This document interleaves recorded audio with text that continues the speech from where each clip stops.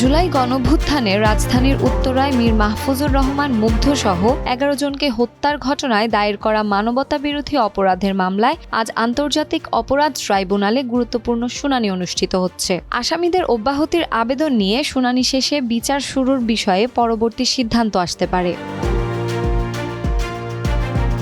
বৃহস্পতিবার আন্তর্জাতিক অপরাধ ট্রাইব্যুনাল ১-এ ২৬ আসামির মধ্যে কয়েকজনের পক্ষে ডিসচার্জ বা অব্যাহতির আবেদন উপস্থাপন করবেন আসামি পক্ষের আইনজীবীরা। এর আগে ২১ জুলাই প্রসিকিউশনের শুনানি শেষ হয়। ওই দিন প্রসিকিউটর গাজী এমএইচ তামিম আসামিদের বিরুদ্ধে আনা দুটি অভিযোগ তুলে ধরে আনুষ্ঠানিক অভিযোগ গঠনের আবেদন জানান।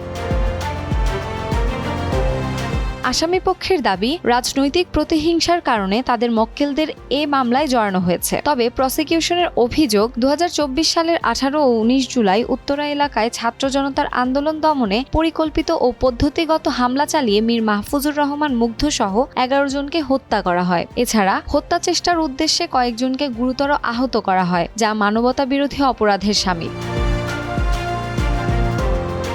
মামলায় মোট ২৬ আসামির মধ্যে ৮ জন বর্তমানে গ্রেপ্তার রয়েছেন, আর বাকি ১৮ জন পলাতক। আজকের শুনানি শেষে আসামিদের বিরুদ্ধে আনুষ্ঠানিক অভিযোগ গঠন করে বিচার শুরুর বিষয়ে পরবর্তী তারিখ নির্ধারণ করতে পারেন ট্রাইব্যুনাল। শামসুন নাহার দোলন, টাইমস টুডে।